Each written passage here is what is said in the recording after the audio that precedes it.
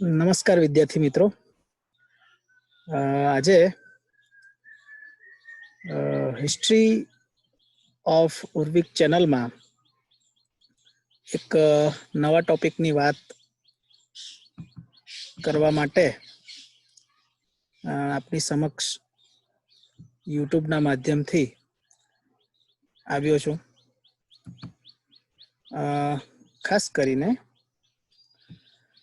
ગ્રીસના ઇતિહાસ વિશેની આપણે હાલ એક સિરીઝ ચલાવી રહ્યા છે, જેમાં એજ મણકામાં હોમરિક એજ અથવા તો હોમર યુગ વિશેની વાત આજે આપણે કરવાના છે. પ્રાચીન ગ્રીસનો આ એક અગત્યનો ટોપિક છે, જેના વિશેની માહિતી આપણે મેળવીશું. ખાસ કરીને આ બાબતે મેં અગાઉ પણ ક્રીટની સંસ્કૃતિ અને ગ્રીસની ભૌગોલિક કલ્ચર વિશેના વિડીયો મારા યુટ્યુબ ચેનલ પર મૂક્યા છે. એટલે જે વિદ્યાર્થીઓએ હજી આ ચેનલને સબસ્ક્રાઇબ ના કરી હોય એ સબસ્ક્રાઇબ કરો, જેથી કરીને મારા નવા આવનારા વિડીયો આપને ઝડપથી મળી જાય. હોમર યુગની જ્યારે વાત કરીએ ત્યારે હોમર કોણ છે એના વિશેના પરિચય આપણા વિદ્યાર્થી મિત્રોને આપવાની ખૂબ જ જરૂરી છે.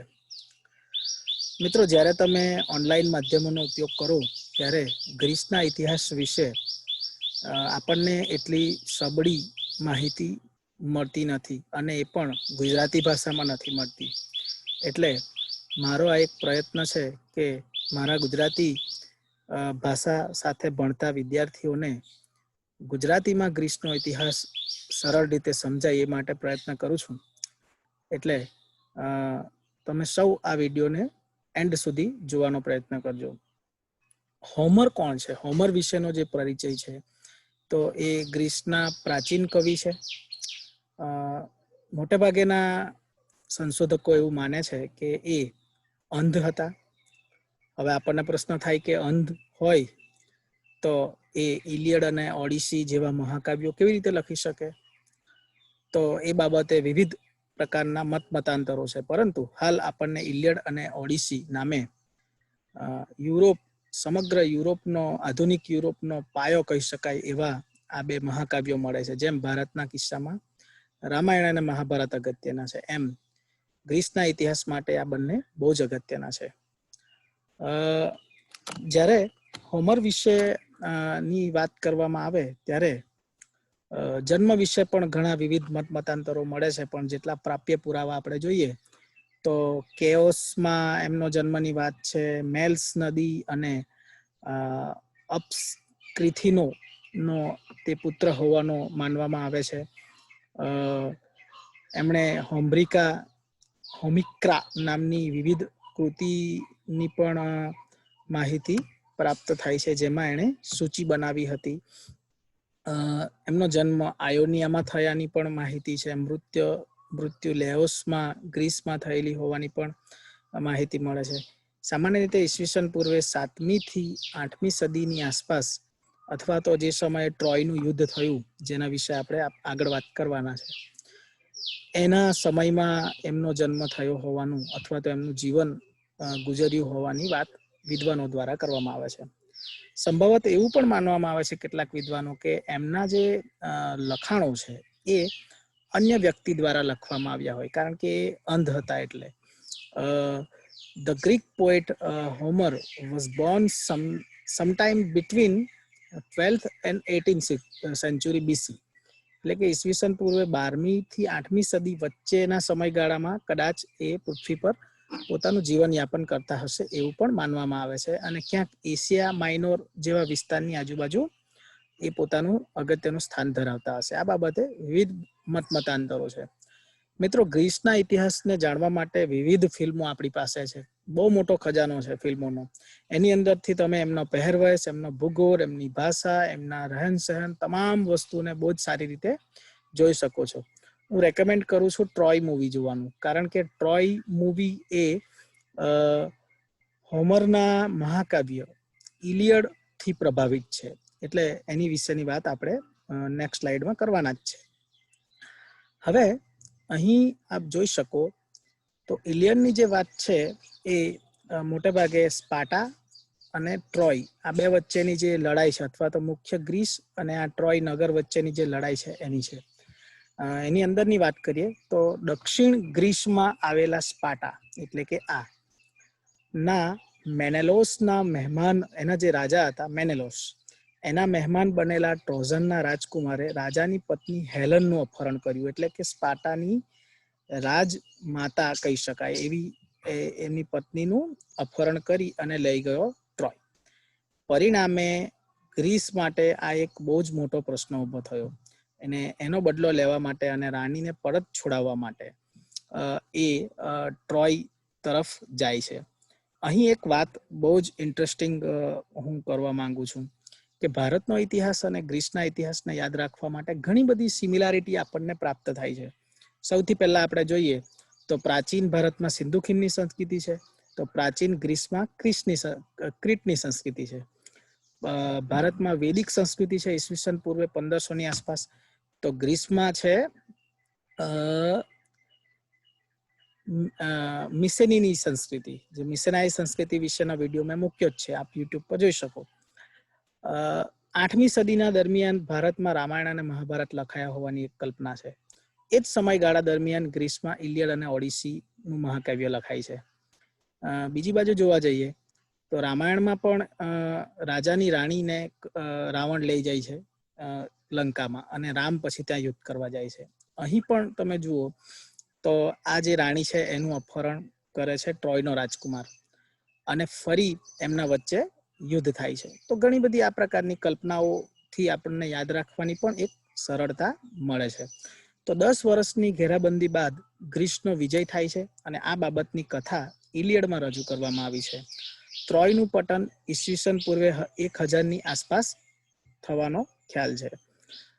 આ બાબતે ગ્રીસની પક્ષે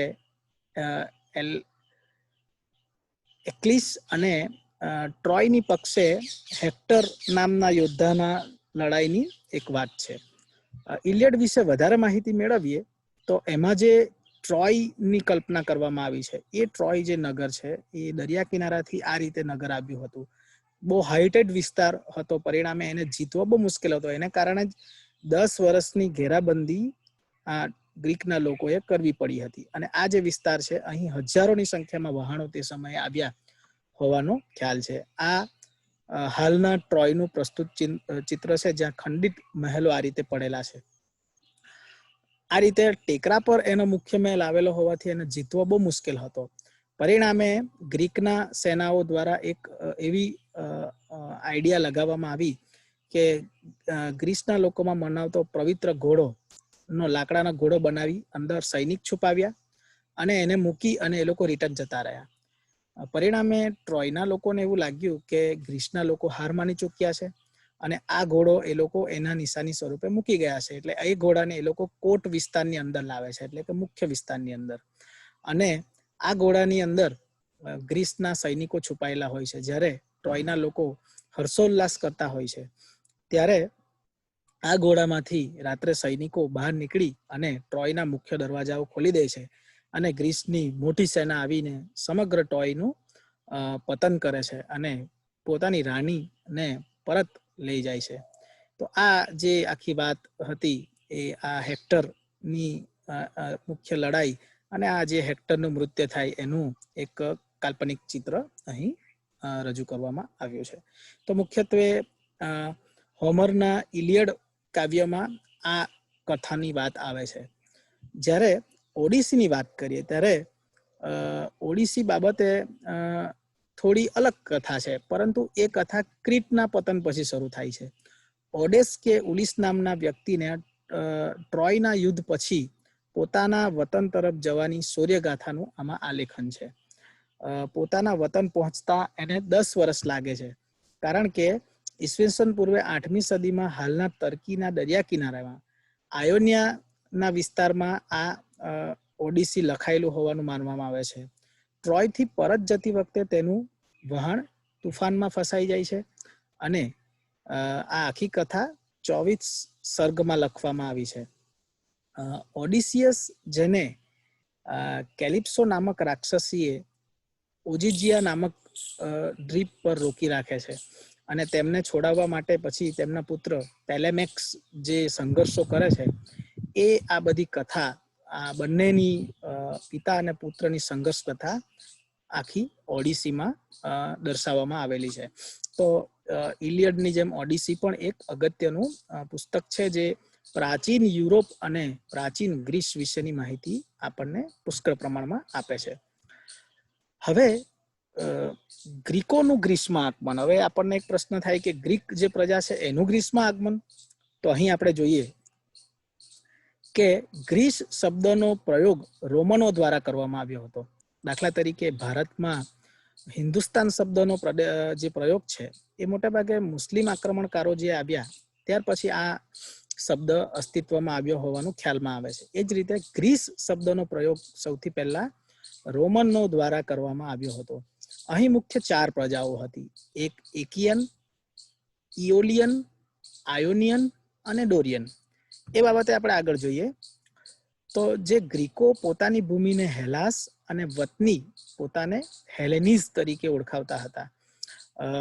હોમરના મત મુજબ ગ્રીસ ભાષા બોલનાર એકિયનો હતા એ મૂળ ગ્રીસ ભાષા બોલતા હતા અને એ લોકો ગ્રીસના ઉત્તર તરફ એટલે કે સ્પાર્ટાથી પણ એકદમ ઉપરના વિસ્તારોમાં એ રહેતા હતા. તેઓ ગ્રીસની એક શક્તિશાળી ટોળીમાંના એક હતા. એકેયોનોના કબીલામાં કાલાંતરે રાજાશાહી વિકસી, કારણ કે જે કબીલાઓ નાના કબીલાઓ એ મોટા કબીલાને જીતે પછી ધીમે ધીમે એમાંથી એક રાજનાયક ઉપર આવતો હોય છે, જેની વાત આપણે આગળ પણ કરવાના છે. આમાંની જે 2 પ્રજા છે ઇઓલિયન અને આયોનિયન, આ બંને પ્રજા પણ ગ્રીસમાં અમુક પશ્ચિમ અને પૂર્વ વિસ્તારમાં સ્થાયી થઈ હતી, પરંતુ જે ત્રીજી પ્રજા હતી ડોરિયન તે ખૂબ જ ઘાતકી હતી અને તેમના આક્રમણથી આ જે જૂની પરંપરાઓ હતી એ તૂટી. હવે બધી જ પ્રજા પોતપોતાની જ્ઞાતિના લોકોની રક્ષણ કરવા તરફ વળી. પરિણામે હોમર યુગની કહી શકાય એ પ્રકારની નવી જ્ઞાતિઓ અહીં અસ્તિત્વમાં આવી. એટલે હોમર યુગીન એક નવો પ્રાદેશિક રાષ્ટ્રીયતાવાદની શરૂઆત આ સમયમાં થઈ. હોમરના યુગનું જે ગ્રીસની આપણે જ્યારે વાત કરીએ ત્યારે આ સમયગાળાને આપણે 7મી કે 8મી સદીના સમયગાળો માનવામાં આવે છે, ઈસવીસન પૂર્વેની. આ સમયે ગ્રીસના નવયુવાનોએ ભવ્ય પરાક્રમો કર્યા. દાખલા તરીકે ટ્રોયના યુદ્ધમાં, એટલે એનો વીરોનો યુગ કે શૌર્યનો યુગ પણ તરીકે પણ ઓળખવામાં આવે છે. પોલિટિકલ લાઈફની જ્યારે વાત કરવામાં આવે ત્યારે એની રાજાશાહી એક અગત્યનો મુદ્દો છે.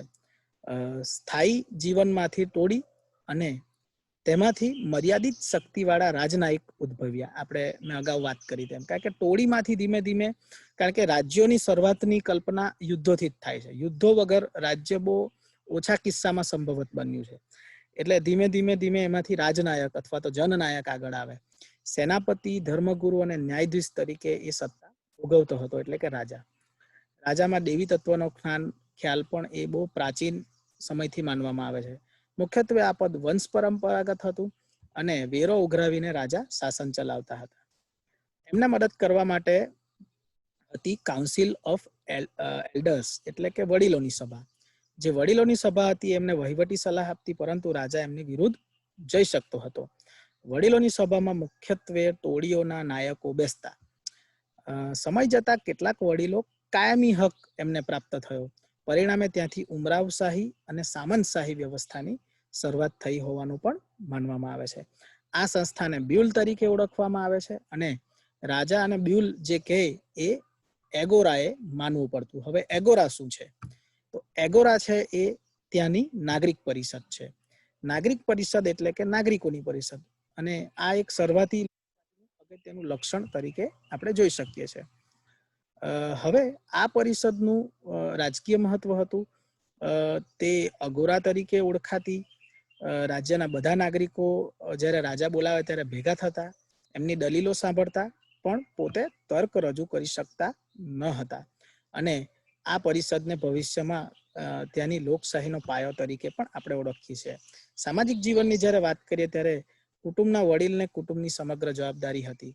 સ્ત્રીઓ સ્વતંત્ર જીવન જીવતી હતી, પડદા પ્રથા ન હતી, સ્ત્રીઓ પતિની વફાદાર રહેતી હતી, પુરુષો સ્ત્રીના બદલામાં કન્યાને પશુ આપતા હતા, લગ્ન પ્રસંગે ભવ્ય ઉજાણી થતી હતી. હોમરના કાવ્યોમાં સામંતો અંગેનું વર્ણન પણ આપણને મળે છે. સામાન્ય જાતિ વ્યવસ્થા તો હશે જ. યુદ્ધ કૌશલ્યથી સામાન્ય ઘરના વ્યક્તિ પણ સામંત બની શકતો હતો. આ એક બહુ અગત્યની બાબત છે. સમાજમાં ગુલામોની સંખ્યા ઓછી હતી. આ પણ એક અગત્યની બાબત છે. હોમરયુગીન સમાજમાં ચાચિયાગીરી એ સામાન્ય હતી. લોકો એ બાબતે ગર્વ પણ લેતા હતા. ટૂંકમાં હોમરયુગના લોકોએ હજી તો સામાજિકતાની શરૂઆત કરી હોય એવું આપણે માની શકીએ છીએ. રહેઠાણ પહેરવેશની જ્યારે આપણે વાત કરીએ ત્યારે બરુનું ઘર ધરા બનાવતા એ લોકો ઘરના છાપડા માટીથી લીપતા, જેથી પાણી ઝડપથી નીચે આવી જાય, અને દિવાલ પર ચિત્રો દોરાવતા. વર્ગો પ્રમાણે અલગ અલગ ઘર હોઈ શકે એવું આપણે માનીએ છીએ. પહેરવેશ અને ખોરાકની જ્યારે વાત કરીએ ત્યારે લંગોટવાળા એક વસ્ત્ર પહેરતા, જે તમે મૂવીમાં પણ જોઈ શકો. પુરુષો લાંબા વાળાને દાઢી રાખતા હતા. વર્ગો અનુસાર પહેરવેશ અને ખોરાક અહીં જોવા મળે છે. ગરીબો અનાજ અને માછલી ખાતા, જ્યારે ધનાઢ્ય લોકો પશુઓ રાખતા અને જરૂરી સમયે ખાતા. મદ્યપાન એ એક સમયે સામાન્ય હતું. આર્થિક જીવનની જ્યારે વાત કરીએ ત્યારે ખેતી અને પશુપાલન આ સમયે અગત્યનું હતું. જમીન માલિક સમગ્ર કુટુંબનો એ આખા જમીનનું માલિક હતું. ચાચિયાગીરી બહુ જ સામાન્ય હતી. નગરો અને દરિયામાં લૂંટફાટ માટે ગર્વ એ લોકો અનુભવતા હતા, જ્યારે બીજું કઈ જગ્યાથી એ લોકો જ્યારે લૂંટીને લાવતા હતા. વેપાર વિનિમય માટે વિવિધ ધાતુઓના ટુકડાઓ એ ઉપયોગ કરતા હતા. કારીગર વર્ગ પણ ત્યારે અગત્યનો અસ્તિત્વ ધરાવતો હતો. ધાર્મિક જીવનની જ્યારે આપણે વાત કરીએ ત્યારે અપોલો એટલે કે સૂર્ય દેવતા એ તે સમયના અગત્યના દેવતા હતા. એમના એ લોકો બધા પ્રકૃતિ પૂજકો હતા. જ્યુસ એ એમના અવકાશી દેવતા હતા, એટલે કે ભારતમાં જેમ ઇન્દ્ર છે તેમ અન્નપૂર્ણા દેવીની કલ્પના છે. એથેના એક ત્યાંની અગત્યની દેવી છે, જે યુદ્ધ અને કલાની દેવી માનવામાં આવે છે. તેને જ્યુસ પુત્રી પણ માનવામાં આવે છે. તમામ મુસીબતોથી તે રક્ષણ કરતી હતી. યુદ્ધનો દેવ આરિસ, પોસીડોન સમુદ્ર દેવતા, ડાયોનિયસ પૃથ્વી દેવ, ચંદ્ર ને જ્યુસની પત્ની માની એનું હેરા નામે દેવીને પૂજતા હતા. જંગલના રહેનાર લોકો આર્ટેમિસ દેવી તરીકે તેને પૂજતા હતા, કારણ કે ચાંદડિયામાં એમને શિકાર કરવાનું સારું પડે. એક્રોડાઇટ એમની શૃંગારની દેવી હતી. ડેલ્ફીનો એક ભવિષ્ય વક્તા હતા. સામાન્ય રીતે ગ્રીસના લોકોએ મૂર્તિ પૂજાની શરૂઆત કરી હોવાનું માનવામાં આવે છે. ધાર્મિક માન્યતાઓની જ્યારે વાત કરવામાં આવે ત્યારે મૃત્યુ પછી દરેકને પાતાળવાસમાં જવાનો ખ્યાલ હતો, અને દેવતાઓ જો ઝઘડે તો તેના અનુયાયીઓ ઝઘડે, એમાં કંઈ ખોટું નથી એવું પણ એ માનતા. મૃતદેહને દાટવાની શરૂઆત આ સમયમાં થઈ. પુનઃજીવનની કલ્પના હતી, તેથી મૃતદેહ સાથે જીવન જરૂરિયાતની વસ્તુ પણ એ લોકો મૂકતા. રમતોથી મૃત આત્માઓ ખુશ થાય છે એવો ખ્યાલ હતો. પરિણામે સ્મશાનમાં જઈને અથવા તો સ્મશાનની આજુબાજુ રમતો રમતા, અને ત્યાંથી જ ઓલિમ્પિક જેવી અગત્યની રમતની શરૂઆત થઈ એવું માનવામાં આવે છે. શિક્ષણ અને સાહિત્ય ક્ષેત્રે એટલા બધા પુરાવા પ્રાપ્ત થયા નથી, પરંતુ શિક્ષણની કોઈ ખાસ વ્યવસ્થા હોય એવું લાગતું નથી. પુરુષો યુદ્ધ અને કલામાં પારંગત હતા, યુદ્ધ કલામાં અને શિકારમાં પારંગત હતા, જ્યારે સ્ત્રીઓ ગૃહ ઉદ્યોગ અને ગૃહ કાર્યમાં પારંગત હતી. તો આમ આપણે પ્રાચીન ગ્રીસના એક અગત્યના ટોપિક તરીકે હોમર યુગને જોઈ શકીએ છીએ. આપ સૌનો ખૂબ ખૂબ આભાર.